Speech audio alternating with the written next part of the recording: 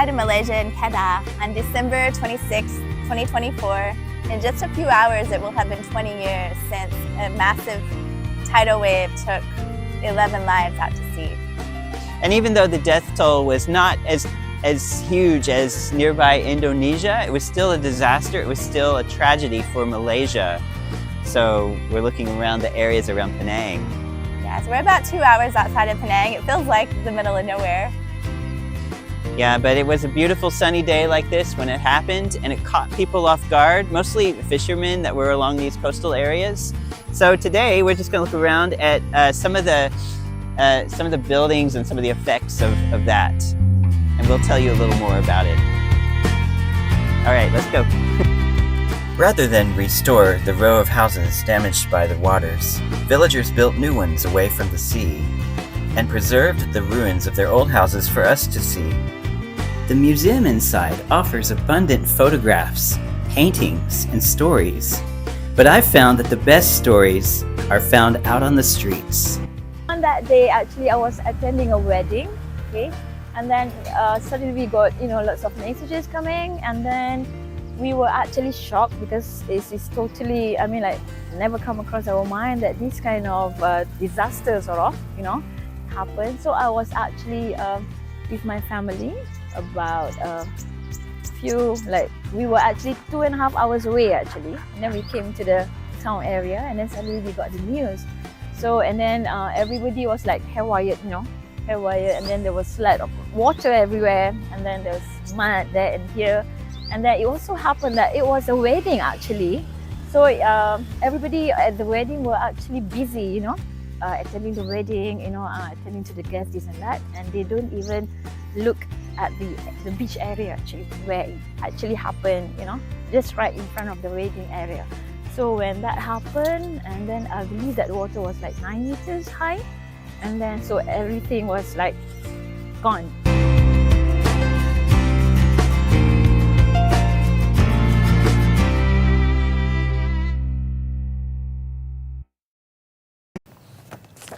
Walaupun telah 10 tahun berlalu, tsunami 2004 masih segar dalam ingatan penduduk Pulau Pinang. Kenangan pahit 26 Disember itu turut dikenang 52 anggota keluarga mangsa yang terkorban dalam kejadian tsunami di beberapa pantai di Pulau Pinang. Wartawan Syarina Rasman yang melihat perasaan mangsa dan anggota keselamatan sempena sedekat tsunami dalam perangan di Pulau Pinang. Mangsa-mangsa yang telah hilang. I went to look for the first responders. I thought I'd start with the old firehouse in the heart of Penang. Built in 1908, it's still a fully functional firehouse. Yang kejadian besar ada banyak berlaku. Dia ada kematian. Dia berlaku sengah musim Christmas raya. Musim Christmas, Madam kematian, dia juga beberapa tempat di bahagian Tanjung, belah Batu Tinggi dan Jepung, belah Kuala Muda, ada menyebabkan kematian. Air naik ke rumah.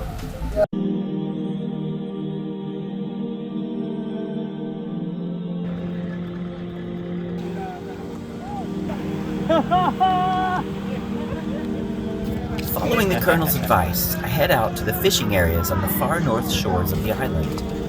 The fishermen still bring their fish to the market day in and day out.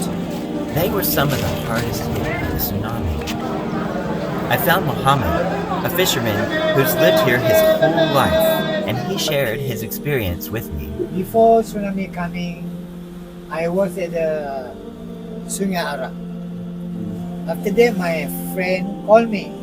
Hey, you came back to our village. You see our village, what happened? I also don't know how to say for you. Then I came back. I rushed, come back here.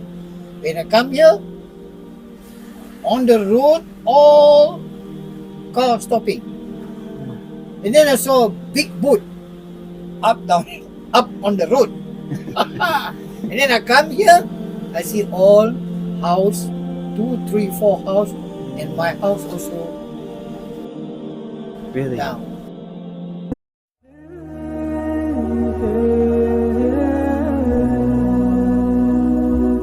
Muhammad just happens to live near the iconic floating mosque. It's one of Penang's landmarks. And built in 2003, it was a year in when its building was disrupted by the waves at the end of 2004. Do you think God is testing your faith? Yeah, God testing. So how is their Yes. faith after that? I cannot say anything, but Yeah. I just say my heart, all from Allah.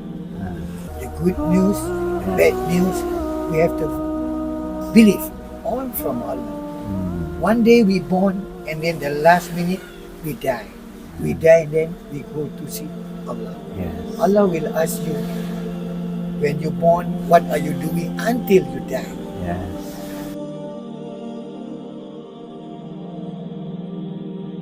Thank you. Assalamualaikum. Assalamualaikum. Maybe one day you convert to our God to open your heart.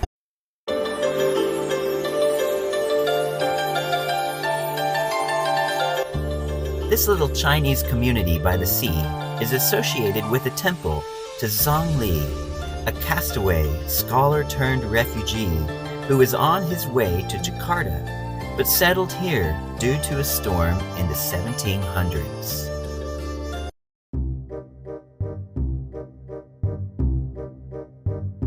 打扰一下，我和我丈夫想问你，你会不会记得20年之前的海啸？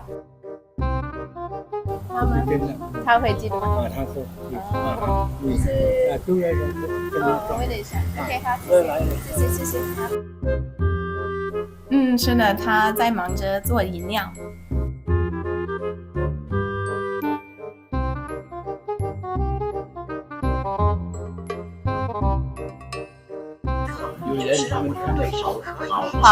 跑到这边，然后没有印象的。啊，你也跑了吗？关键呢？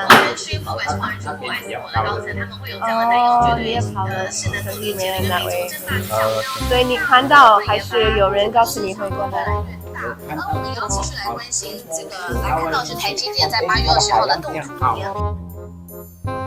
We didn't learn a whole lot about Chinese culture from the shopkeeper, but judging from the people who come here to burn incense from all over town, there must be some indebtedness to their own kind of protection here at the temple in this little Chinese community.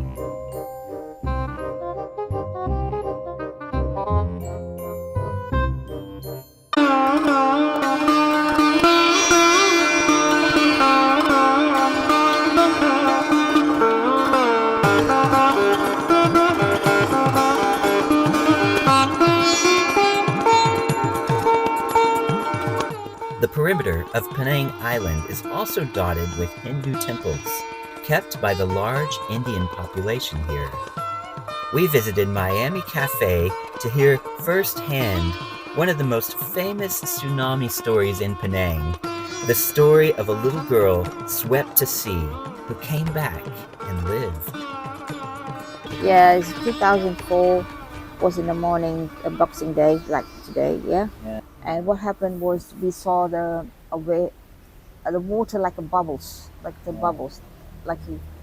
white color, and I can hear it like sound like the sound. Then after that, I saw something is coming. What's going on? Like boiling, you know, like the water is boiling. Yes. Then after that, my baby was always I put the baby was outside, and I put the baby in the room. That day was first wave came. The second one huge. Then I run quick, get the baby in the room. Then the water just bring all the things back again, and people was help us to carry the baby, and we survived. And I was panicked. My big daughter was standing up there, and I was worried really. My big daughter because she's 12 years old. I thought the water come here and she can wash away. You see, she cannot hold anything, but she's very lucky. The water turned her and throw out behind. And 37 people killed over there. 2 persons was here, one grandmother. As she recounted the tragedy to yet another curious customer, I sensed a genuine sorrow for those who had died. She credited God many times, God in a Hindu sense, And each year, the family offers tangible thanks to a sea goddess and prayers to the universal divine.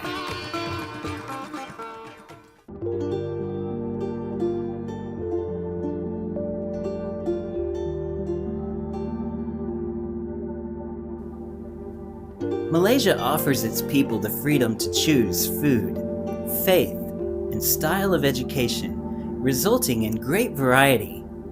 But in my observation, there's one thing that Malaysians always choose to share: the ocean. Go on any Malaysian beach, and you'll find everybody there, almost without exception. And I think this is exceptional. I'm struck by how similar our life stories are, and yet how we approach sorrow in such different ways. After talking with people about the tsunami, I've really been thinking about how God values every human soul. What are some of your takeaways? Yeah, you're absolutely right. It's just talking to these precious people and seeing each one of them, hearing their story has made me think that as well. And I think it's interesting that this happened the day after Christmas. It kind of represents, in a way, Jesus being in the world, because on Christmas we celebrate, as the Gospel of John says, light coming into the world. It says the Word was made flesh and dwelt among us. And I think that the day after Christmas represents Jesus being in the world. And it's significant that it was such a place of suffering, that something would happen as a tsunami that would affect everyone in this city, and how everyone here, no one is excluded. Jesus is with each person in their suffering, and I think that was my takeaway from just looking at this. So it's about 12:30, and it's the time that the wave hit, 20 years exactly on today, December 26, 2024.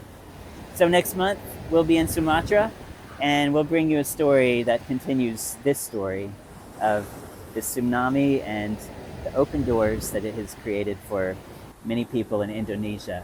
And so until then, we'll see you next time. Okay. Bye. Bye.